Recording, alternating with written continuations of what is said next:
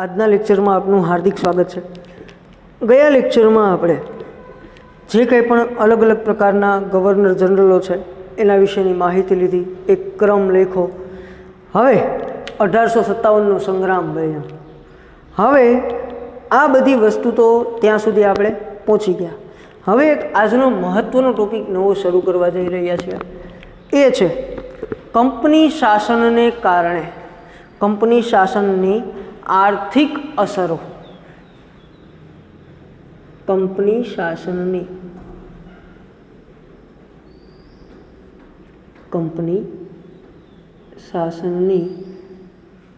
આર્થિક અસરો। કંપની શાસનની આર્થિક અસરો। કંપની શાસનને કારણે ભારત ઉપર આર્થિકતાની દ્રષ્ટિએ કેવી કેવી અસર થઈ છે એની વાત કરવાની છે। કંપની શાસનને કારણે ભારત ઉપર ઘણી બધી આર્થિક અસરો થઈ, તો એ કંપની શાસનની આર્થિક અસરો વિશેની માહિતી જોઈએ। તો જ્યારે આપણે કંપની શાસનનું સરવૈયું તૈયાર કરીએ ત્યારે આપણને ખ્યાલ આવે। કંપની શાસનનું શું તૈયાર કરીએ? સરવૈયું એટલે આપણને ખબર છે કે આ બાજુ ઉધાર હોય, આ બાજુ જમા હોય, છેલ્લે અંતે આપણને શું મળ્યું છે એની વાત છે। તો કંપની શાસનનું આખું સરવૈયું તૈયાર કરીએ ત્યારે આપણને ખબર પડે કે શું ફર્ક છે, બરાબર? છેલ્લે આપણને શું મળ્યું કે શું આપણે ગુમાવ્યું। તો એ સરવૈયું તૈયાર કરીએ ત્યારે આપણને એવો ખ્યાલ આવે કે ભારત દેશ જે છેલ્લી સદીઓથી દુનિયાના દેશોમાં આર્થિક રીતે ગૌરવભર્યું સ્થાન ભોગવતો હતો, ઘણા બધા સમયથી આપણને ખબર છે ભારત છે એ સોને કી ચીડિયા કહેવાતો। અને સોને કી ચીડિયા કહેવાતો મતલબ કે ભારત આર્થિક રીતે બહુ સદ્ધર સક્ષમ એવો દેશ હતો, પણ ધીમે ધીમે એ જે કંઈ પણ ગૌરવભર્યું સ્થાન મેળવતો હતો, જે કંઈ પણ ભૂતકાળની વાત છે, અંગ્રેજોના શાસન પહેલાંની વાત છે, ભારત બહુ સદ્ધર એવો દેશ હતો। તે જે કંઈ પણ ગૌરવભર્યું સ્થાન હતું એ 100 વર્ષના શાસનકાળમાં ઇંગ્લેન્ડ માટે જે કાચો માલ પેદા કરનાર અને કારખાનામાં તૈયાર થયેલ માલ માટેની બજારની ગરજ સારનારો દેશ બનાવી દીધો। અંગ્રેજોએ આપણને સાવ પાયમાલ કરી નાખ્યા। કાચો માલ તૈયાર કરનાર દેશ બનાવી દીધો અને બજાર માટેની ગરજ પૂરી પાડનાર દેશ બનાવી દીધો। બાકી પહેલાં આપણે બધી રીતે કેવા હતા? સદ્ધર હતા, પણ આ લોકોએ ભેગા મળી અને આપણા દેશની જે કંઈ પણ પ્રતિષ્ઠા હતી, જે ગૌરવ હતું, આર્થિકતાની દ્રષ્ટિએ જે આપણે સદ્ધર હતા, એ બધી જ વસ્તુનો નાશ 100 વર્ષના અંગ્રેજ શાસનમાં આવી ગયો, બરાબર? અંગ્રેજોએ 100 વર્ષમાં ભારતને નીચવી નાખ્યું। ભારતની જે આર્થિકતા હતી એને સાવ નીચવીને બધું લઈ ગયા ઇંગ્લેન્ડ, બરાબર? ને ભારતને એક પાયમાલ દેશ તરીકે આગળ મૂકી દીધો, બરાબર? એ લોકો ભારતનો ઉપયોગ બે રીતે કરતા, કાચો માલ મેળવવા માટે થઈ અને જે કાંઈ પણ બજાર એનો ઉપયોગ કરતા, અને બીજું કે માલ જે કાંઈ પણ કાચો માલ છે એ ઇંગ્લેન્ડ જઈને બનતો અને એ માલ વળી પાછો વેચવા માટે ભારતની બજારમાં મૂકવામાં આવતો, જેથી કરી અને ભારતની બજારમાં સારો એવો પ્રતિસાદ મળે, સારો એવો માલ વેચાઈ જાય, મોંઘા ભાવે વેચતા। તો એ બજાર માટેની ગરજ માટે થઈ અને એક કાચા માલની જે કાંઈ પણ ઉત્પન્ન કરવા માટે થઈને ભારતને ઉપયોગ થવા માંડ્યો। બાકી ભારતમાં કાંઈ રહેવા દીધું નહીં। ભારત જે સદ્ધરતાની દ્રષ્ટિએ બહુ મોખરાનું સ્થાન ધરાવતો હતો, જે ભારત બહુ ભૌગોલિક રીતે કે આર્થિક રીતે બહુ જે ગૌરવભર્યું સ્થાન મેળવતો હતો, એ જે સ્થાન હતું એ સાવ નામશેષ થવાની અણી ઉપર આવી ગયું। તો આ આર્થિક અસરો આપણે જોવાની છે કે ભારતને કેવી રીતે પાયમાલ બનાવ્યું એની વાત કરીએ। તો બંગાળ જે છે એ સુતરાઉ કાપડ। આપણે કેની વાત કરીએ? પહેલાં બંગાળ કેના માટે જાણીતું હતું? તો બંગાળ છે એ સુતરાઉ કાપડ,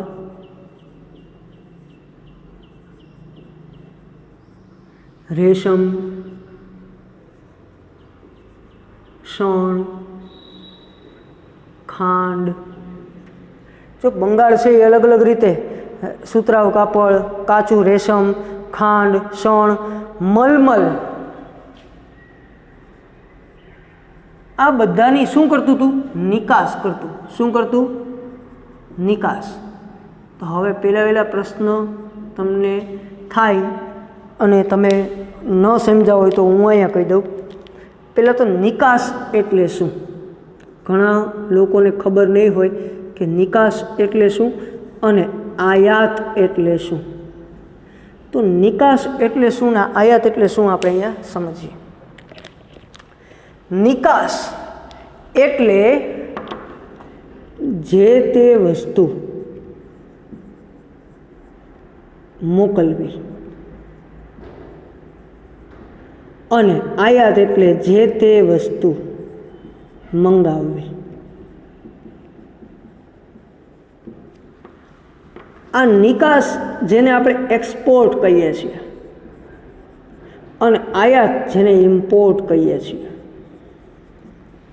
આપણે ઘણા બધા લોકોને કહેતા સાંભળ્યા છે કે ઇમ્પોર્ટ એક્સપોર્ટનો બિઝનેસ છે, મતલબ કે વસ્તુ મંગાવવાનો અને વસ્તુ મોકલવાનો. બરાબર. ભારત છે એ ચીનમાંથી મોબાઈલ મંગાવે છે તો ભારત એ ચીનમાંથી મોબાઈલની આયાત કરે છે, પણ ભારત ચીનને સુતરાઉ કાપડ મોકલાવે છે તો ભારત સુતરાઉ કાપડની નિકાસ કરે છે. આ બંને વસ્તુ ખાસ યાદ રાખવી. નિકાસ એટલે વસ્તુ મોકલવી અને આયાત એટલે વસ્તુ મંગાવવી. બરાબર.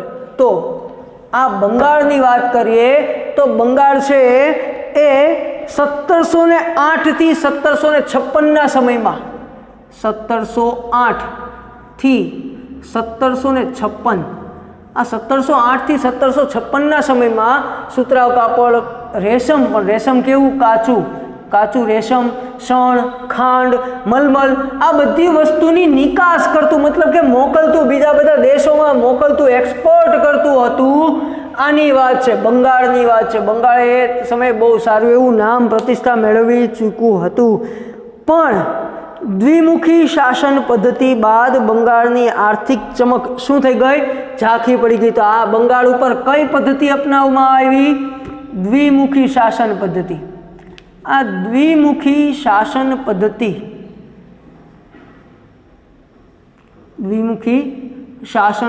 જે આગળ આપણે ભણી ચૂક્યા છીએ, દ્વિમુખી શાસન પદ્ધતિના કારણે હવે દ્વિમુખી શાસન પદ્ધતિના કારણે શું થયું?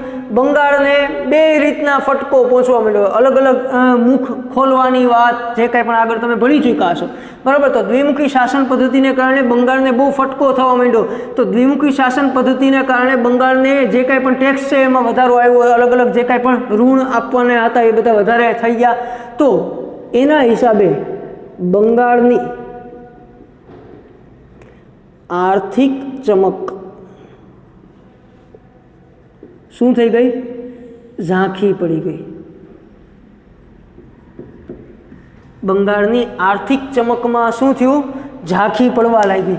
દ્વિમુખી શાસન પદ્ધતિના કારણે બંગાળની જે આર્થિક ચમક હતી, આ બધી વસ્તુની નિકાસ કરતું હતું, મતલબ કે બંગાળ જે સદ્ધર હતું એ સદ્ધર હવે ઝાંખું થવા લાગ્યું, મતલબ કે હવે એટલું સદ્ધર રહ્યું નહીં. તેના કારણે દ્વિમુખી શાસન પદ્ધતિને કારણે જે અંગ્રેજો લેવા હતા, દ્વિમુખી શાસન પદ્ધતિ આપણને દરેકને ખબર છે કે દ્વિમુખી શાસન પદ્ધતિ કઈ વસ્તુ છે.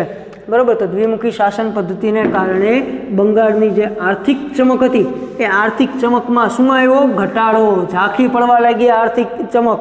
બરાબર. એના પછી કંપનીની અન્યાયી મહેસૂલ નીતિ. કંપનીની અન્યાયી મહેસૂલ પદ્ધતિ. કંપનીની જે મહેસૂલ ઉઘરાવવાની પદ્ધતિ હતી એ કેવી હતી? અન્યાયી. ન્યાયિક પ્રક્રિયા નહોતી, અન્યાય કરતા. જે કંપની છે એટલે કે ઈસ્ટ ઇન્ડિયા કંપની એટલે કે અંગ્રેજો જે મહેસૂલ ઉઘરાવવાની એની જે મેથડ હતી, એની જે પદ્ધતિ હતી, એના કારણે ખેડૂત છે એના ઉપર વધુ અસર થઈ. ખેડૂત ઉપર શું થઈ? વધુ અસર. તો કંપનીની અન્યાયી મહેસૂલ પદ્ધતિને કારણે ખેડૂત કેવા બન્યા? પાયમાલ બન્યા.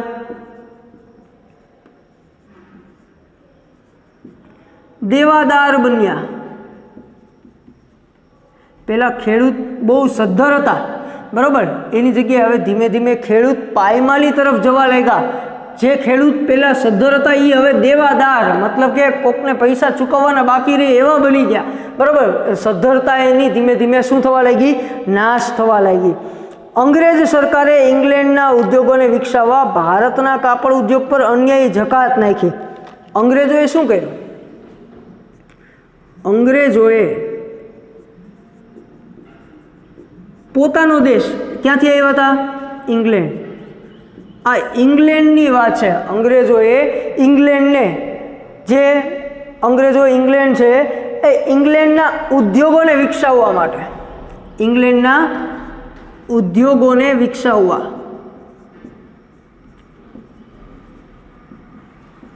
ભાઈ પોતાના દેશનું સારું કરવા માટે થઈ, ઇંગ્લેન્ડનું સારું કરવા, અંગ્રેજોએ પોતાના દેશનું સારું કરવા માટે થઈ ભારતના કાપડ ઉદ્યોગ પર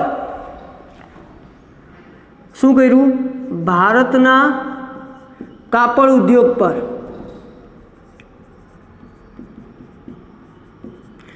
અન્યાયી જકાત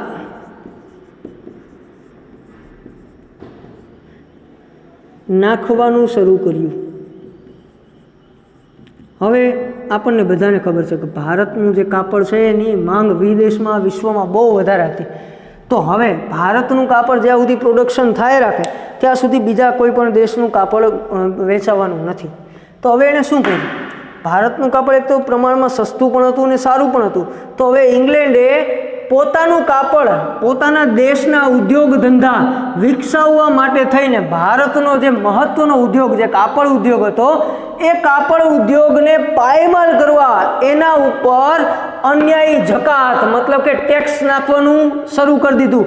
હવે ટેક્સ નાખે એટલે થાય શું?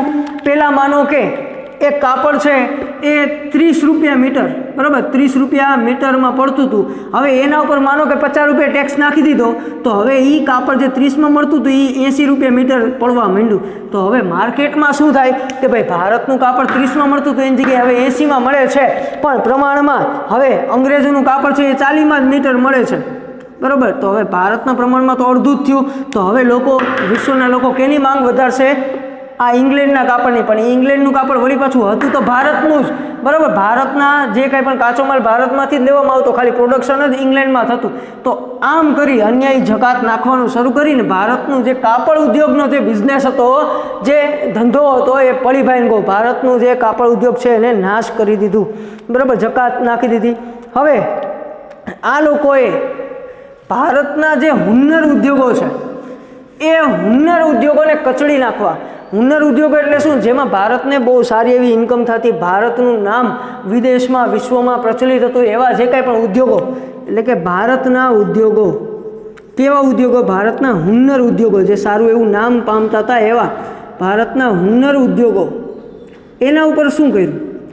તો ભારતના હુન્નર ઉદ્યોગો છે એ હુન્નર ઉદ્યોગોને કચડી નાખવા માટે, કચડી નાખવા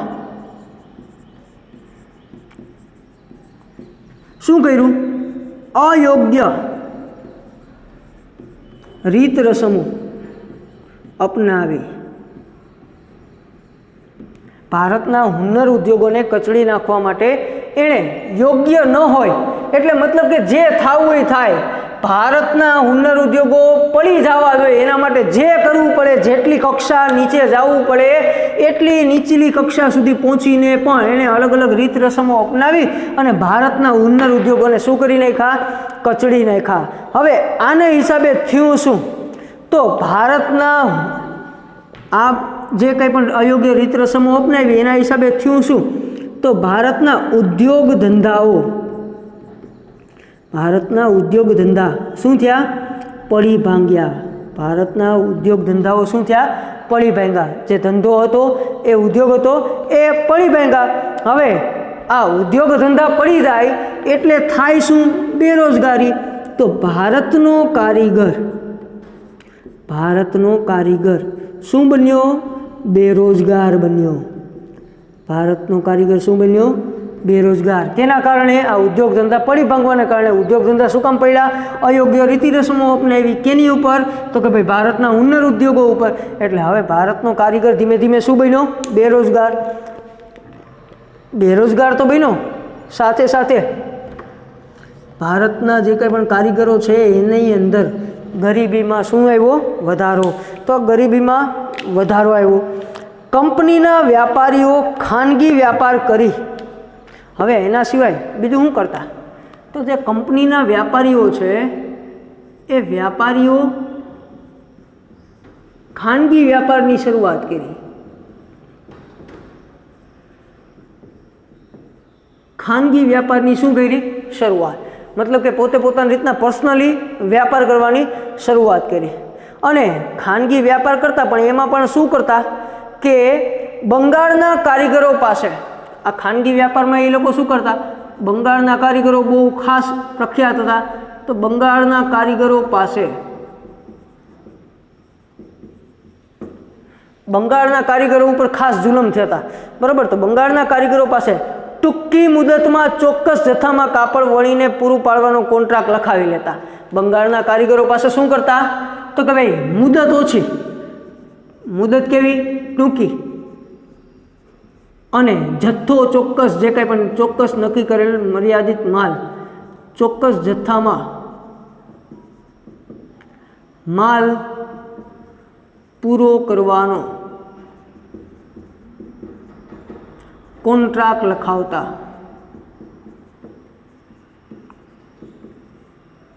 હવે માનો કે હું તમને એવું કહું છું કે એક પાઠ પૂરો કરવામાં મિનિમમ 10 લેક્ચરની જરૂર પડતી હોય, એક પાઠ પૂરો કરવામાં 10 લેક્ચર જોઈએ. હવે કોઈ પણ વ્યક્તિ છે એ મને એવું કહે કે ભાઈ જો આ એક પાઠ તમે 10 લેક્ચરમાં પૂરો કરો છો, એની જગ્યાએ આ એક પાઠ છે ને તમારે 5 લેક્ચરમાં જ પૂરો કરવાનો, તો હવે જે વસ્તુ શક્ય જ નથી એ વસ્તુ ફરજિયાત મને દબાવીને જો આ સાઇન કરવામાં આવે તો એ વસ્તુ પોસિબલ નથી. તો અહીંયા પણ એવું જ થતું, બંગાળના કારીગર પાસે મુદત ઓછી, જે કાપડ વણવામાં 2 દિવસ થતા હોય તો એમને કહેતા કે તમારે 2 દિવસની અંદર તમે કામ કરો ને, એની જગ્યાએ અડધા દિવસમાં એ કામ કરી નાખવાનું. જે કામ તમે 2 દિવસમાં કરતા એ કામ અડધા દિવસમાં કરવાનું. પાછું 2 દિવસની અંદર જે કામ કરતા એ અડધા દિવસમાં કરવાનું તો ખરું, પણ એટલું નહીં, અડધા દિવસમાં પાછું જે કામ થાય ને એ પાસે આ 2 દિવસમાં થાય એના કરતાં ડબલ હોવું જોઈએ. એટલે કામ કરવાનો સમય પણ ઓછો આપતા અને કામ પણ વધારી દેતા, એવો કોન્ટ્રાક્ટ ફરજિયાત સાઇન કરાવી લેતા. ને જો કોઈ ના પાડે, અને જો કોઈ ના પાડે તો તેને સજા કે દંડ કરવામાં આવતો, સજા કે દંડ કરવામાં આવતો. તો આ બંગાળના કારીગરોને બધી જ રીતે હેરાન પરેશાન કરવામાં અંગ્રેજોએ કાંઈ બાકી રાખ્યું નહીં. મુદત ઓછી, કામ વધુ, આવો કોન્ટ્રાક્ટ કરી લે. જો કોઈ પણ વ્યક્તિ ના પાડે કે નહીં ભાઈ આ વસ્તુ પોસિબલ નથી, આ વસ્તુ શક્ય નથી, આ થાય એમ નથી, તો એને જે કંઈ પણ અલગ અલગ જેલની ને ફટકા મારવાની ને એવી સજા આપતા. તો એ દંડ કે સજા શું આપવામાં આવતી તો કે ભાઈ જેલની કે ફટકા મારવાની સજા.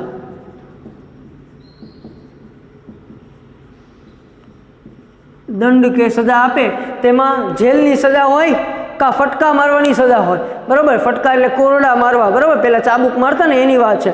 તો જેલની કે ફટકા મારવાની સજા આપવામાં આવતી. હવે આપણે જોઈએ તો કંપનીના આગમન પહેલાં ભારતના ગામડા કેવા હતા? તો કંપનીના આગમન પહેલાં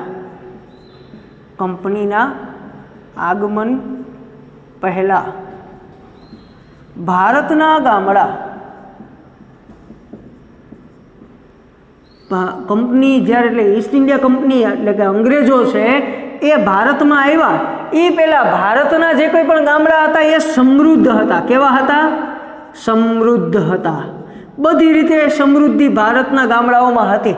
ખાલી સમૃદ્ધ નહોતા, સમૃદ્ધ હતા અને સ્વાવલંબી પણ હતા ને સ્વાવલંબી હતા. મતલબ કે ગામડાઓને કોઈ પણ બીજા ગામ ઉપર કે પ્રદેશ ઉપર કે કોઈ દેશ ઉપર આધાર રાખવો નહોતો પડતો, બરાબર. આ 2 પોઈન્ટ યાદ રાખજો, સ્વાવલંબી અને પરાવલંબી એટલે શું? તો સ્વાવલંબી એટલે માનો કે હું મારી રીતે વાંચી શકું છું, મારી રીતના મારા કામ કરી શકું છું, મારે કોઈ ઉપર આધાર રાખવો પડતો નથી, તો હું સ્વાવલંબી મતલબ કે સ્વ ઉપર અવલંબન કરું છું, મતલબ કે હું મારી રીતે મારું પૂરું કરું છું. પણ મારે મારું પૂરું કરવા માટે થઈ બીજા કોઈ વ્યક્તિ ઉપર આધાર રાખવો પડતો હોય તો એને પરાવલંબી કહેવાય. તો ભારતના ગામડાઓ પોતે પોતાની ઉપર જ આધાર રાખતા, ક્યારેય કોઈ પણ ગામ ઉપર કે પ્રદેશ ઉપર કે દેશ ઉપર આધાર રાખતા નહોતા. એટલે ભારતના ગામડાઓ સ્વાવલંબી હતા પ્લસ સમૃદ્ધ પણ હતા. પણ ક્યારે? કંપનીના એટલે કે અંગ્રેજોનું આગમન થયું ત્યારે. પણ અંગ્રેજોના શાસનથી જે કાંઈ પણ અસર થઈ એના હિસાબે કેવા બન્યા? તો આ આગમન પહેલાં જે સમૃદ્ધ અને સ્વાવલંબી હતા, પરંતુ કંપની શાસનની અસરથી પરાધીન, હવે પરાધીન મતલબ કે પરાવલંબી, બરાબર? તો કંપની શાસનની અસરથી કેવા બન્યા? પરાધીન. અને પેલા કેવા હતા? સમૃદ્ધ. તો પરાધીન અને ગરીબ બન્યા. તો જે કોઈથી કોઈ ઉપર આધાર નહોતું રાખતું એ વ્યક્તિ બીજા ઉપર આધાર રાખે એવું કરી દીધું, બરાબર? ગામડાઓને જે પોતે પોતા ઉપર જીવતા હતા, પોતાના ઉપર નભીને રહેતા હતા, કોઈ ઉપર ક્યારેય આશરો નહોતો રાખ્યો, એ બધા હવે બીજા ઉપર આશરો રાખવા માંડ્યા. જે લોકો સમૃદ્ધ હતા, બહુ સારી રીતના જીવન જીવતા હતા, એ લોકો સાવ ગરીબી હેઠળ આવી ગયા, બરાબર? તો આવી આર્થિક અસર થાય. એના પછી ઈસ્ટ ઇન્ડિયા કંપની જે છે એના અંતર્ગત ભારતમાં કઈ કઈ વસ્તુની શરૂઆત થઈ? તો ભાઈ પ્રથમ રેલવે આપણને ખબર છે. પ્રથમ રેલવે ક્યાં શરૂઆત થઈ હતી? આપણે જોયું મુંબઈથી થાણા વચ્ચે. મુંબઈથી થાણા વચ્ચે સૌપ્રથમ જે કંઈ પણ રેલવે છે એની શરૂઆત થઈ. એના પછી ઇંગ્લેન્ડ ભારત વચ્ચે આગબોટ સેવાની શરૂઆત થઈ. ઇંગ્લેન્ડ અને ભારત અને ઇંગ્લેન્ડ વચ્ચે આગબોટ ની શરૂઆત. પહેલાં તો ખબર ને આગબોટો આવતી, કોલસાથી ચાલતી એવી જે જહાજો હોય એ બધા આગબોટ કહેવાતા. તો ભારત ઇંગ્લેન્ડ વચ્ચે આગબોટની શરૂઆત પણ થઈ. એના પછી મુંબઈ મદ્રાસ કલકત્તા, મુંબઈ મદ્રાસ કલકત્તા જેવા મહાબંદરોનો વિકાસ થયો. આ વિકાસ થયો એનું કારણ પણ અંગ્રેજો જ હતા કે ભાઈ અંગ્રેજો વિકાસ કરે તો એને જે લાઈફસ્ટાઈલ મુજબ તે ઇંગ્લેન્ડમાં જીવતા હતા એવી લાઈફસ્ટાઈલ એને અહીંયા મળી રહી, બરાબર? એટલે એ લોકોએ આપણા માટે નહીં, એ લોકોની સરળતા માટે થઈને આ બધા વિકાસ કર્યા. તો એવું નથી કે ભાઈ અંગ્રેજોના સમયમાં કંઈ થયું નથી. અંગ્રેજોના સમયમાં ઘણી બધી આપણા દેશમાં સુધારાઓ પણ થયા છે. પણ બાકીનું તો આપણે જોઈએ તો આર્થિક અસરો આપણને જોવા મળે છે. બંગાળ છે એ એટલી ઘણી બધી વસ્તુઓનું જે કંઈ પણ નિકાસ કરતું હતું, બરાબર? તો એ નિકાસ કરતું જેના હિસાબે બંગાળ બહુ ચમકવાળું હતું, મતલબ કે બહુ સમૃદ્ધ હતું. એ દ્વિમુખી શાસન પદ્ધતિને કારણે આર્થિક રીતના પડી ભાંગ્યું, બરાબર? એના પછી અલગ અલગ જે કંઈ પણ અન્યાયી મહેસૂલ પદ્ધતિ હતી એના હિસાબે ખેડૂત પાયમાલ બન્યો, દેવાદાર બની ગયો. અંગ્રેજોએ ઇંગ્લેન્ડના ઉદ્યોગ ધંધાને વિકસાવવા માટે ભારતના જે કંઈ પણ કાપડ ઉદ્યોગ છે એના ઉપર અન્યાયી જકાત નાખવાનું શરૂ કરી દીધું.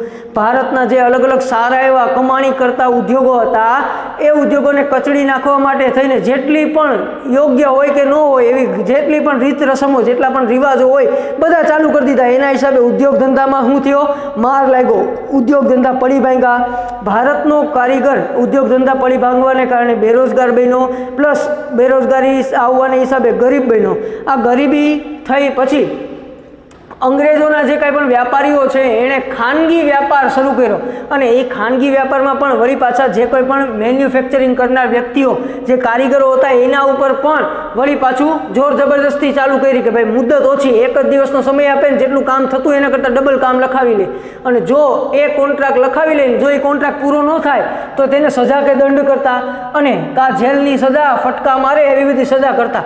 કંપનીના આગમન પહેલાં જે ભારતના ગામડા સમૃદ્ધ હતા, સ્વાવલંબી ગયા હતા, પોતા ઉપર આધાર રાખતા હતા, એ હવે કંપની શાસનને અસરને કારણે પરાધીન બની ગયા, ગરીબ બની ગયા. પછી એના સમયમાં, અંગ્રેજોના સમયમાં અમુક જે કંઈ પણ સુધારા થયા, તો પ્રથમ રેલવે મુંબઈથી થાણા વચ્ચે, ભારત ઇંગ્લેન્ડ વચ્ચે આગબોટની શરૂઆત, મુંબઈ, મદ્રાસ, કલકત્તા જે કંઈ પણ બંદરો છે એને મહાબંદરો તરીકે વિકાસ પામી ગયા. તો આમ આ બધી જ વસ્તુઓ કંપની શાસનની આર્થિક અસરો હતી.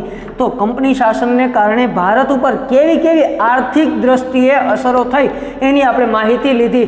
હવે આના પછીના લેક્ચરમાં આપણે કંપની શાસનની સામાજિક અસરો, સમાજ ઉપર કેવી અસર થઈ એની વાત કરશું.